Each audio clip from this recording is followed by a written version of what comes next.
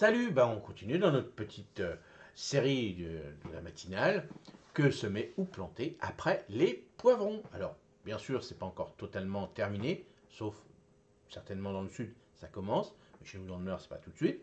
Mais voilà, il faut y penser. Donc, premièrement, l'importance de la rotation. Donc, la rotation, il réduit les maladies et les ravageurs. Il préserve les nutriments du sol et améliore la structure et la fertilité du sol. Donc les poivrons font partie de la famille des solanacées, comme les tomates. Ils sont également gourmands en nutriments, beaucoup plus que les tomates, en azote, en phosphore, en potassium. Et après leur culture, le sol est affaibli, ça c'est sûr et certain. Donc il est crucial de choisir la culture suivante. Donc on peut choisir les légumes à planter après les poivrons. Après avoir cultivé les poivrons, éviter de replanter immédiatement les plantes de la même famille, bien sûr, solanacées pour prévenir les maladies et ravageurs.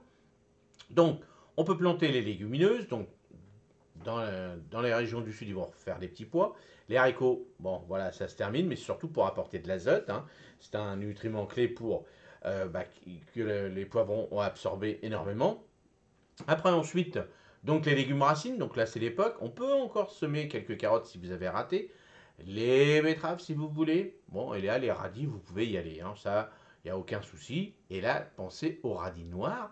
C'est le moment pour avoir des radis noirs. C'est des radis d'hiver. Donc là, il faut y penser. Après les poivrons, vous pouvez planter ce genre de légumes. Les légumes feuilles, donc tout ce qui est salade, surtout là, on va arriver à l'automne, donc tout ce qui va être frisé, scarole, tout ça, toutes les feuilles un peu plus dures, hein, un peu plus croquantes, tout ce qui est laitue, et après les épinards, la mâche une petite salade, un légumes feuilles d'automne, donc là vous y allez. Et puis généralement ces légumes-là sont moins gourmands que les tomates, hein. Les légumes fruits ont besoin beaucoup beaucoup de nourriture.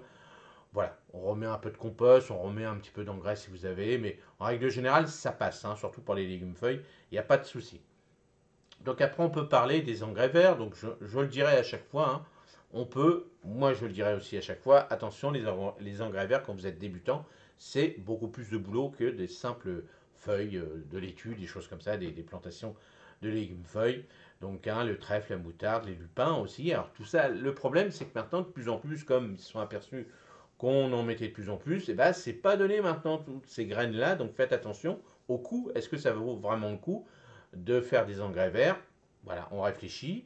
Et puis peut-être faire plutôt des composts, des choses comme ça, ou de récupérer du fumier dans des endroits où on peut l'avoir gratuitement. C'est souvent le cas.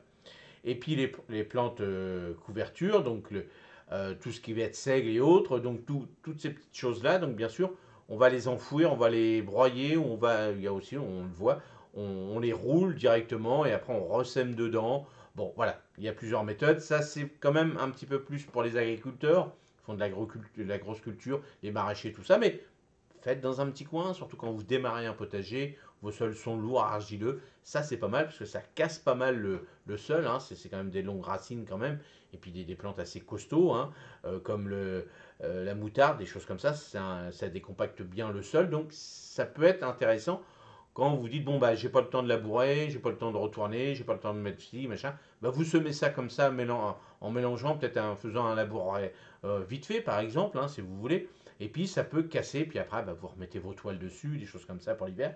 Ça peut être très intéressant, mais voilà, c'est une technique. Donc faites attention quand vous êtes débutant, il faut faire attention. Donc la conclusion, hein, après donc le plus important c'est la rotation, bien sûr, hein, ça c'est la rotation pour éviter les maladies. Alors voilà, on remet un peu en question les rotations.